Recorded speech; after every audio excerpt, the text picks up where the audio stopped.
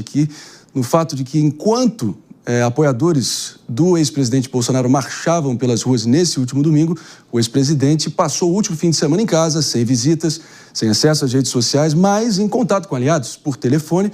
Jair Bolsonaro conversou com o líder do partido na Câmara, o Sóstenes Cavalcante, possivelmente pleiteando uma vaga no Senado Fluminense na eleição do ano que vem, além do senador Ciro Nogueira, seu então ministro-chefe da Casa Civil no governo Bolsonaro, e também o pastor Silas Malafaia. E hoje, o ex-presidente deve participar de um ato da oposição no Congresso. E durante essas conversas todas, pessoal, é importante a gente contextualizar que ficou acertado que a bancada do PL vai ignorar o recesso parlamentar, manter as atividades na Câmara e, para tentar entender esse movimento, claro que a situação urge e isso cria-se um senso de urgência na oposição dos aliados do ex-presidente, mas não deixa de ser, de certa forma, irônico que políticos realmente abrindo mão de recesso, de férias, não deixa de ser uma novidade, de certa forma. É para Brasília que a gente vai agora com a nossa repórter Aline Beckett para saber todos os detalhes dessa movimentação. Aline, a palavra é sua.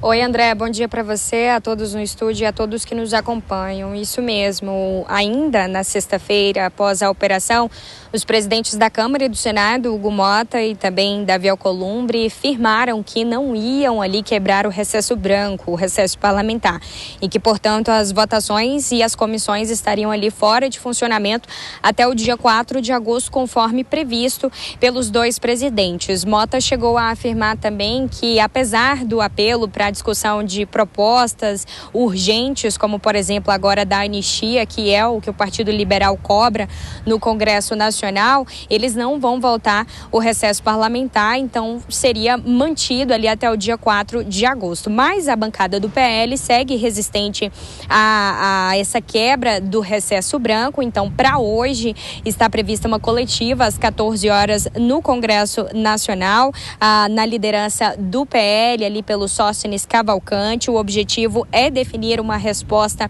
institucional a essas medidas cautelares impostas ao ex-presidente Jair Bolsonaro na última sexta-feira pela autorização do Supremo Tribunal Federal. E aí, eu já destaco a vocês que após essa reunião está prevista uma coletiva às 17 horas com a presença do ex-presidente Jair Bolsonaro. Lembrando que às 19 horas ele tem de se recolher, porque o recolho noturno dele é das 19 horas da noite até as 6 horas da manhã. Então, às 17 ele participa dessa coletiva. Essa é a expectativa, junto com a bancada do PL na Câmara dos Deputados, para anunciar ali uma posição oficial da bancada e os próximos passos jurídicos e também políticos sobre essa movimentação.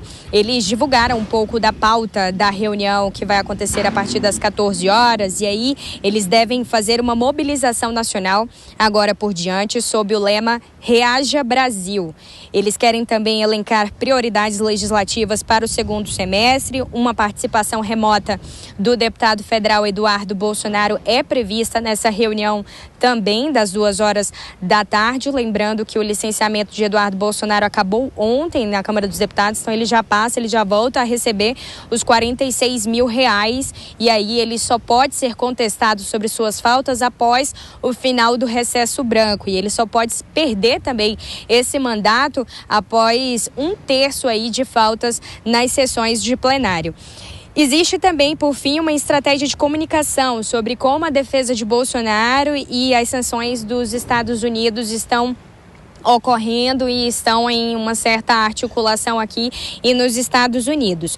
Bom, os deputados chegaram então a interromper esse recesso. Desde ontem tem muitos parlamentares do Partido Liberal voltando aqui para Brasília. Como você disse, pode ser meio irônico, mas de acordo com o líder do PL, Sóstenes Cavalcante, é necessário que a bancada retorne para Brasília para essa reunião de emergência. Ele está desde cedo, desde as 5h40 da manhã, mais ou menos, recebendo os parlamentares aqui no Aeroporto Internacional de Brasília, entregando as bandeiras do Brasil e também reforçando o discurso em defesa das liberdades individuais.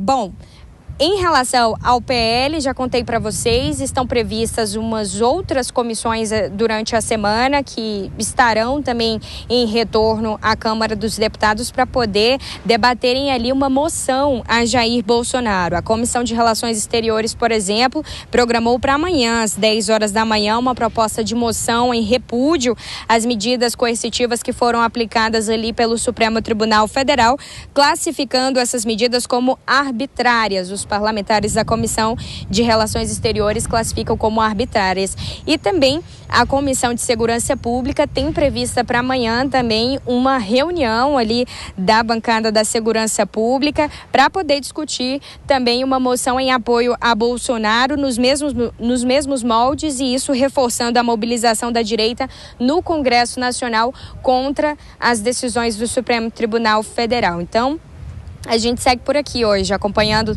tanto essa reunião quanto essa coletiva e também a expectativa de término ali do julgamento das medidas cautelares de Jair Bolsonaro no Supremo Tribunal Federal. André. É isso aí, Aline Beckett. Bom trabalho por aí, sempre com um panorama preciso da nossa capital. A gente volta com você ao longo da semana. Realmente, minha querida bancada, você vê que o bicho está pegando, realmente o bicho está pegando quando tem político querendo sair das férias e voltar a trabalhar. Mas, diante dessa constatação, a situação é urgente.